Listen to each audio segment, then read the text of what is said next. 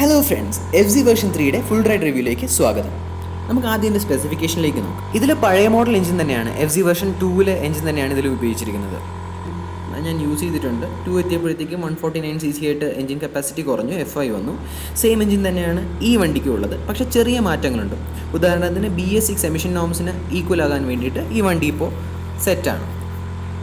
ഇതിൽ 149cc air cool single cylinder SOHC എഞ്ചിനാണ് ഉപയോഗിച്ചിരിക്കുന്നത്. ഫ്യൂൽ ഇഞ്ചക്ഷനോട് കൂടി വരുന്ന ഈ വണ്ടിക്ക് 5 സ്പീഡ് ഗിയർ ബോക്സ് ആണുള്ളത്.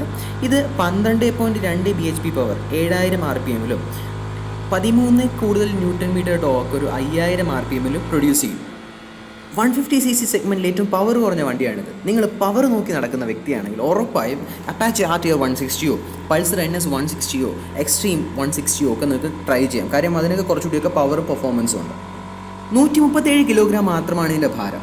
കുറഞ്ഞ പവറും കുറഞ്ഞ ഭാരവും ഒക്കെ കൂടിച്ചേരുമ്പോഴത്തേക്കും ഒരു അല്പം ബെറ്റർ ആയിട്ടുള്ള പവർ ടു വെയിറ്റ് റേഷ്യോ ഇതിനുണ്ട്. അത്യാവശ്യം നല്ല മൈലേജും കിട്ടും. ഇതൊരു അണ്ടർ സ്ട്രെസ്ഡ് എഞ്ചിനാണ്. 45 മുതൽ 50 km/ലിറ്റർ വരെ നിങ്ങൾക്ക് ഇതിന് മൈലേജ് കിട്ടും. പവർ കുറവായതിനാൽ ഇതിനൊരു ഫസ്റ്റ് ബൈക്കായിട്ടോ അല്ലെങ്കിൽ ഒരു ബിഗിനർ ഫ്രണ്ട്ലി ബൈക്കായിട്ടോ ഒക്കെ നമുക്ക് കണക്കാക്കാം. ഇതിൻ്റെ ബ്രേക്കിനെ പറ്റി സംസാരിച്ചു കഴിഞ്ഞാൽ ഈ വണ്ടിയുടെ ബ്രേക്കിംഗ് ഡിപ്പാർട്ട്മെൻറ്റ് തികച്ചും ബിഗിനർ ഫ്രണ്ട്ലിയാണ്. ഫ്രണ്ട് ബ്രേക്ക്, ബാക്ക് ബ്രേക്കും ഡിസ്ക് വരുന്നുണ്ട്. ഫ്രണ്ടിൽ സിംഗിൾ ചാനൽ ABS വരുന്നുണ്ട്. അത്യാവശ്യം പ്രോഗ്രസീവ് ആയിട്ടുള്ളൊരു ബ്രേക്കിംഗ് ആണ്. പിടിച്ചോടനെ ചാടിക്കയറി നിൽക്കുന്ന ഒരു KTM സ്റ്റൈൽ ബ്രേക്കിംഗ് ഒന്നുമില്ല. വളരെ പ്രോഗ്രസീവ് ആയിട്ടുള്ളൊരു ടിപ്പിക്കൽ Yamaha ബ്രേക്കിംഗ് തന്നെയാണ് ഇതിനുള്ളത്. ഇനി ടയറിൻ്റെ ഭാഗത്തേക്ക് വന്നു കഴിഞ്ഞാൽ സെഗ്മെൻറ്റിൽ ഏറ്റവും വൈഡസ്റ്റ് ടയർ, 150cc സെഗ്മെൻറ്റിൽ ഏറ്റവും വൈഡസ്റ്റ് ആയിട്ടുള്ള ടയർ ആദ്യമായിട്ട് ഇന്ത്യയിൽ കൊണ്ടുവരുന്നത് Yamahaയാണ്. അപ്പോൾ 140 സെഷൻ റിയർ ടയർ കൊണ്ടുവന്നു. ഇതിനും അതേ ടയർ തന്നെയാണ് ലഭിക്കുന്നത്. കുറച്ചുകൂടിയൊക്കെ ബെറ്റർ കോമ്പൗണ്ടാണ്. കോർണർ ഫ്രണ്ട്ലിയാണ്, അടിപൊളി. കോർണറിലൊക്കെ അത്യാവശ്യം നല്ല പെർഫോമൻസ് ആണ് വണ്ടിക്കുള്ളത്. ടയറുകൾ ഒന്ന് ഹീറ്റപ്പ് ആവാൻ അധികം സമയം എടുക്കുന്നുമില്ല. ഹൈവേയിലും അത്യാവശ്യം സ്റ്റേബിളായിട്ട് വണ്ടി നിൽക്കുന്നുണ്ട്. പിന്നെ കുറച്ച് വെറ്റ് സർഫസുകളിലെ ആ ഒരു ഗ്രിപ്പ് എനിക്ക് അത്രയ്ക്ക് ഇഷ്ടപ്പെട്ടില്ല. കാര്യം അത്ര സ്ട്രോങ് അല്ല. ഓഫ് റോഡ് പോയപ്പോഴൊക്കെ ചെറിയ ബുദ്ധിമുട്ടുണ്ടായിട്ടുണ്ട്. ഇനി സസ്പെൻഷനും സീറ്റായിട്ടും നോക്കാം. സസ്പെൻഷൻ എന്ന് പറയുമ്പോഴത്തേക്കും ഫ്രണ്ട് കൺവെൻഷണൽ ടെലസ്കോപ്പിക് സസ്പെൻഷനാണ്. ബാക്ക് 7 സ്റ്റെപ്പ് പ്രീലോഡ് അഡ്ജസ്റ്റബിൾ ആയിട്ടുള്ള മോണോക്രോസ് സസ്പെൻഷനാണ്. രണ്ടും മിഡ് സൈഡിൽ സെറ്റ് ചെയ്തിട്ടുള്ള സസ്പെൻഷനാണ്. എനിക്ക് ഓഫ് റോഡും ഓൺ റോഡും ഒന്നും വലിയ ബുദ്ധിമുട്ട് തോന്നിയില്ല. ഓഫ് റോഡ് പോകുമ്പോൾ അത്യാവശ്യം ഫ്രണ്ട് ഡൈവ് ഉണ്ട്, പക്ഷേ എന്നാലും കുഴപ്പമില്ല. ഇനി ഇതിന് ഇതുപോലുള്ള വണ്ടികൾക്കൊക്കെ ഫ്രണ്ട് അപ്സൈഡ് ഡൗൺ ഫോർക്ക് വേണമെന്ന് പറയുന്ന ആൾക്കാരുണ്ട്. അത് വില കൂട്ടാൻ കാരണമാകുമെന്നല്ലാതെ പ്രത്യേകിച്ച് യൂസൊന്നും അതിന് വരുന്നില്ല. കാര്യം കുറച്ച് പവർഫുൾ ആയിട്ടുള്ള വണ്ടികൾക്ക് റിജിഡിറ്റി കൂട്ടാൻ വേണ്ടിയിട്ടാണ് അപ്സൈഡ് ഡൗൺ ഫോർക്കുകൾ യൂസ് ചെയ്യുക. ഇതുപോലുള്ള പവർ കുറഞ്ഞ വണ്ടിക്ക് അപ്സൈഡ് ഡൗൺ ഫോർക്കിൻ്റെ ആവശ്യം വരുന്നില്ല. പിന്നെ വേറൊരു പ്രത്യേകത എന്ന് വെച്ച് കഴിഞ്ഞാൽ ഇത്തരത്തിലുള്ള ഫോർക്കുകളുടെ മെയിൻ്റനൻസ് കുറച്ചുകൂടി എളുപ്പമാണ് കേട്ടോ, ചീപ്പാണ്. ഇതിൽ നിങ്ങൾക്ക് ഓയിൽ ലീക്കൊന്നും അധികം വരില്ല. വന്നാലും നിങ്ങൾക്ക് ഓയിൽ പുറത്തേക്ക് അധികം തെറിക്കത്തില്ല. പക്ഷേ അപ്സൈഡ് ഡൗൺ ഫോക്കാണെങ്കിൽ ഓയിൽ തലകുത്തിനായിരിക്കും നിൽക്കുന്നത്. ഓയിൽ എന്ത് ചെയ്യും, കൃത്യമായിട്ട് നിങ്ങളുടെ ബ്രേക്കുകളിലൊക്കെ പോയി വീഴാനുള്ള സാധ്യതയുണ്ട്. അതൊക്കെ കുറച്ച് അപകടകരമായ സിറ്റുവേഷൻസിലോട്ട് പോകാം. മെയിൻ്റനൻസിൻ്റെയും കുറച്ച് കാശൊക്കെ നിങ്ങൾക്ക് കൂടുതലാവുകയും ചെയ്യും. ഈ വണ്ടിയിൽ എനിക്ക് ഏറ്റവും ഇഷ്ടപ്പെട്ട ഫീച്ചർ എന്ന് വെച്ച് കഴിഞ്ഞാൽ എൻ്റെ സീറ്റാണ്. ഇതിൻ്റെ സീറ്റ് ഒരു രക്ഷയില്ല. അത്യാവശ്യം നല്ല കംഫർട്ട് തരുന്ന ഒരു സിംഗിൾ പീസ് സീറ്റാണ് വരുന്നത്. സിംഗിൾ പീസ് സീറ്റ് ആകുമ്പോഴത്തേക്കും ആൾക്കാർക്ക് ചിലപ്പോൾ ഇഷ്ടപ്പെടണമെന്നില്ല, ലുക്കൊന്നും അധികം ഉണ്ടാവണമെന്നില്ല. പക്ഷേ ഇതിൻ്റെ സീറ്റ് അത്യാവശ്യം നല്ല ലുക്കും ഉണ്ട്, എന്നാൽ പർപ്പസ്ഫുള്ളുമാണ്. പിലിയനും റൈഡറിനും ലോങ് റൈഡിലാണെങ്കിലും ഷോർട്ട് റൈഡിലാണെങ്കിലും ശരി വളരെ കംഫർട്ട് തരുന്ന സീറ്റാണ് ഈ ബൈക്കിനുള്ളത്. സീറ്റിൻ്റെ കാര്യം പറഞ്ഞപ്പോഴാണ് സീറ്റ് ഹൈറ്റിൻ്റെ കാര്യം ഓർമ്മ വന്നത്. സീറ്റ് ഹൈറ്റ് എന്ന് പറയുമ്പോഴത്തേക്കും 790 mm ആണ് സീറ്റ് ഹൈറ്റ്. സെഗ്മെൻറ്റിൽ ഏറ്റവും കുറഞ്ഞ സീറ്റ് ഹൈറ്റാണ് ഇതിനുള്ളത്. ഞാൻ 170 cm ഹൈറ്റുള്ളൊരു ആളാണ്. എനിക്ക് അത്യാവശ്യം പ്ലാനറ്റ് ഫുഡ് കിട്ടുന്നുണ്ട്. പൊക്കം കുറഞ്ഞ എന്നെപ്പോലെ പൊക്കം കുറഞ്ഞ ആൾക്കാർക്കൊക്കെ ഈ വണ്ടി അടിപൊളിയായിട്ട് സെറ്റാവും. പിന്നെ അത്യാവശ്യം സൈസുള്ള ആൾക്കാർക്കാണെങ്കിലും ഈ വണ്ടി അടിപൊളിയായിട്ട് സെറ്റാവും. കാരണം വെച്ച് കഴിഞ്ഞാൽ സീറ്റ് അത്യാവശ്യം വൈഡാണ്. അപ്പോൾ ഇരുന്ന് നന്നായിട്ട് കംഫർട്ടബിളായിട്ട് ഇരുന്ന് യാത്ര ചെയ്യാൻ പറ്റും. പിലിയനും റൈഡറിനും അത്യാവശ്യം കംഫർട്ടബിളായിട്ട് ഇരുന്ന് യാത്ര ചെയ്യാൻ പറ്റും. അടുത്ത് പറയാനുള്ളതിൻ്റെ നെഗറ്റീവ് LCD ഡിസ്പ്ലേ ആണ്. ഇതിൻ്റെ ഇൻസ്ട്രുമെൻറ്റ് ക്ലസ്റ്ററാണ്. അടിപൊളി ഇൻസ്ട്രുമെൻറ്റ് ക്ലസ്റ്ററാണ്. രാത്രി ആണെങ്കിലും ശരി രാവിലെ ആണെങ്കിലും ശരി നല്ല വിസിബിലിറ്റി ഉണ്ട്. രാത്രി ഇത് കാണാൻ അടിപൊളിയാണ് കേട്ടോ. അത്യാവശ്യം നല്ല ബ്രൈറ്റായിട്ട് ബ്ലൂ കളറിലൊക്കെ നന്നായിട്ട് കാണാൻ പറ്റും. പിന്നെ ഇതിൻ്റെ സ്വിച്ച് ഗിയറൊക്കെ പറഞ്ഞു കഴിഞ്ഞാൽ അത്യാവശ്യം കുഴപ്പമില്ലാത്ത ക്വാളിറ്റിയാണ്. ഇതിൽ എഞ്ചിൻ്റെ സ്വിച്ചിൻ്റെ പൊസിഷൻ പഴയതിനേക്കാളും കുറച്ചുകൂടി താഴ്ത്തി വെച്ചിട്ടുണ്ട്. അപ്പോൾ റീച്ച് കുറച്ചുകൂടി ബുദ്ധിമുട്ടാണ്. പിന്നെ പാസ് സ്വിച്ച് മാറ്റിയിട്ടുണ്ട്. അപ്പോൾ എനിക്ക് ഇടയ്ക്കൊക്കെ ഞാൻ പാസ് അടിക്കുന്നതൊക്കെ എനിക്ക് മാറിപ്പോകാറുണ്ട്. പക്ഷേ ക്വാളിറ്റി വൈസ് എനിക്ക് വേറെ ഇഷ്യൂ ഒന്നും തോന്നില്ല. അത് പറഞ്ഞപ്പോഴാണ് ഹാൻഡിൽ ബാർ അത്യാവശ്യം വൈഡാണെന്ന് വെച്ച് കഴിഞ്ഞാൽ സെഗ്മെൻറ്റിൽ അത്യാവശ്യം വൈഡായിട്ടുള്ളൊരു ഹാൻഡിൽ ബാർ തന്നെയാണ്. ഹോണറ്റിനേക്കാളൊക്കെ വൈഡായിട്ടുള്ള ഹാൻഡിൽ ബാറാണ്. അപ്പോൾ അതുകൊണ്ട് തന്നെ ഒരു സ്ട്രീറ്റ് സ്റ്റൈലിലുള്ള ഹാൻഡിൽ ബാർ ആയതുകൊണ്ട് നിങ്ങൾക്ക് ട്രാഫിക് കൂടി എടുത്തുകൊണ്ട് പോകാനും അങ്ങോട്ടും ഇങ്ങോട്ടുമൊക്കെ ഇതിൻ്റെ ഡയറക്ഷൻ മാറ്റാനൊക്കെ വളരെ എളുപ്പമാണ്. കണ്ടില്ല, അത്യാവശ്യം ചെറിയ എഫേർട്ട് കൊടുത്താൽ തന്നെ നന്നായിട്ട് വളഞ്ഞു വരുന്നുണ്ട്. അപ്പോൾ അത് ഇതിൻ്റെ ഒരു ബെറ്റർ സൈഡാണ്. ഇപ്പോൾ തന്നെ എനിക്കൊരു ഫീൽ ചെയ്തൊരു കാര്യം എന്ന് വെച്ച് കഴിഞ്ഞാൽ ഇതിൻ്റെ ഹാൻഡിലിംഗ് ഒരു രക്ഷയില്ല. ഹാൻഡ്ലിംഗ് എന്ന് വെച്ച് കഴിഞ്ഞാൽ വളരെ സ്മൂത്താണ്. നിങ്ങൾക്ക് എങ്ങനെ വേണോ എടുത്ത് കിടത്താം. അത്യാവശ്യം ഗ്രൗണ്ട് ക്ലിയറൻസ് ഉണ്ട്, അത്യാവശ്യം ഫുട് പെഗ് ക്ലിയറൻസ് ഒക്കെ ഉണ്ട്. അപ്പോൾ നിങ്ങൾക്ക് അത്യാവശ്യം കോർണറിംഗ് ഒക്കെ നന്നായിട്ട് ചെയ്യാനും പറ്റും. ഈ വണ്ടി അത്യാവശ്യം റിഫൈൻഡ് ആയിട്ടുള്ളൊരു വണ്ടിയാണ്. അതായത് 149cc എഞ്ചിനാണെങ്കിലും അത്യാവശ്യം റിഫൈൻഡ് ആണ്, വൈബ്രേഷൻസും കുറവാണ്.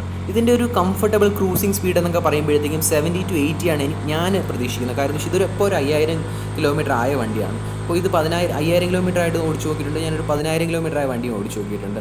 അപ്പോൾ രണ്ടും ഏകദേശം കുറച്ചങ്ങോട്ട് പോകുമ്പോഴത്തേക്കും ഒരു 80-ലൊക്കെ സാച്ചുറേറ്റ് ആവുന്നത് പോലെ തോന്നിയിട്ടുണ്ട്. നിങ്ങൾക്ക് വേണമെങ്കിൽ 110 വരെയൊക്കെ 115 വരെയൊക്കെ പുഷ് ചെയ്യാം.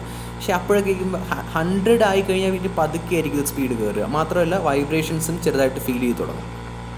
ഈ വണ്ടിയുടെ കംഫർട്ടബിൾ ആയിട്ടുള്ള ക്രൂസിംഗ് സ്പീഡ് അറൗണ്ട് 70 to 80 തന്നെയാണ്.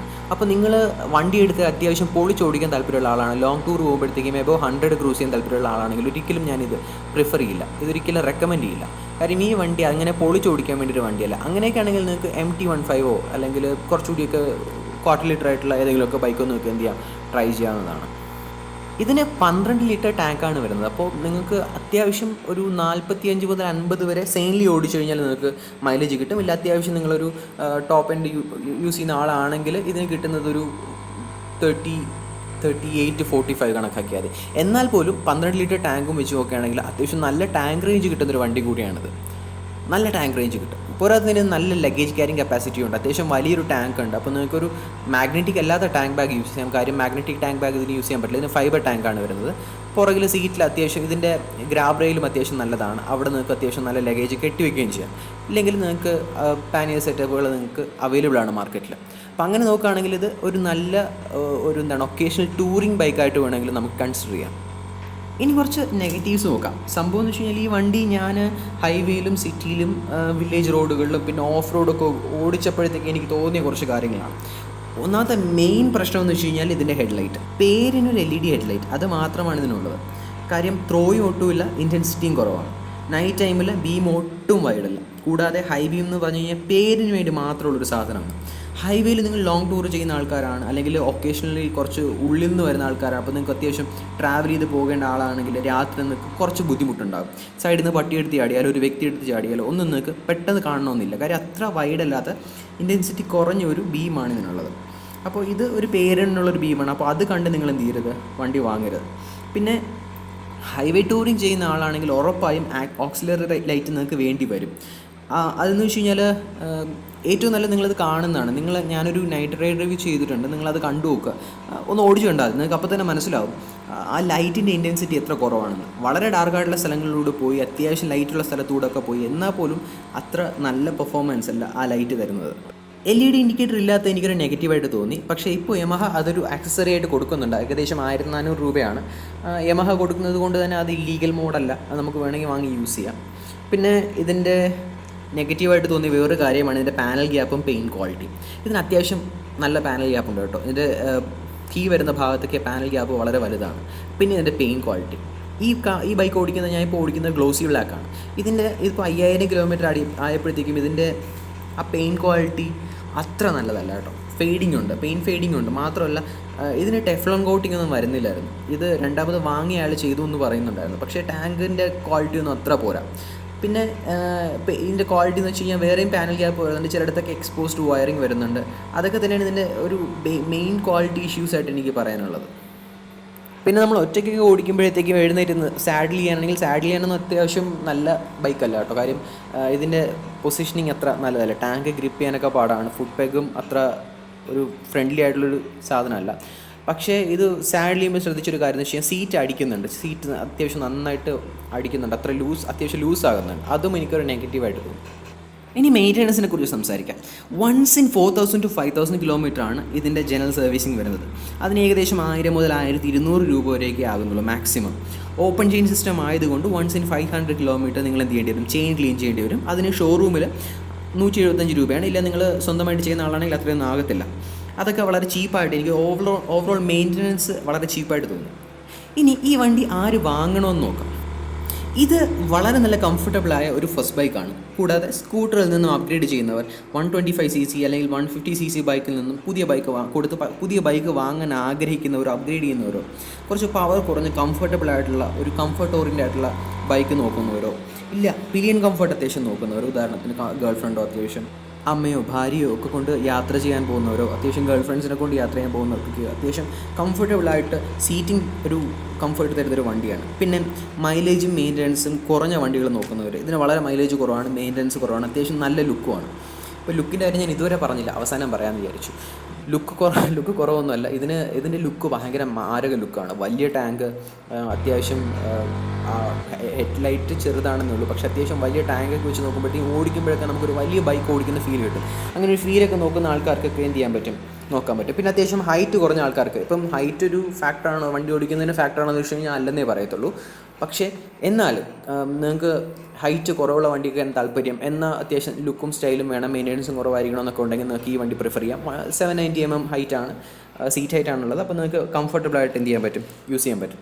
പിന്നെ യമഹയുടെ ബൈക്കാണ്, അതുകൊണ്ട് തന്നെ റിലയബിൾ എന്നൊരു വാക്ക് ഇതിൻ്റെ കൂടെ നമുക്ക് അസൈൻ ചെയ്യാൻ പറ്റും. റിലയബിലിറ്റി അടിപൊളിയാണ്. ഞാൻ 3 ജനറേഷൻ FC യൂസ് ചെയ്തിട്ടുണ്ട്. ഫസ്റ്റ് ജനറേഷൻ, അതായത് ഫസ്റ്റ് 2008 2009 ടൈമിൽ വന്ന വണ്ടി. അതിനുശേഷം 2012 മോഡൽ ലോഞ്ച് ചെയ്തിട്ടുണ്ട്, 2010 മോഡൽ ലോഞ്ച് ചെയ്തിട്ടുണ്ട്, 14 15 FI മോഡൽ ലോഞ്ച് ചെയ്തിട്ടുണ്ട്.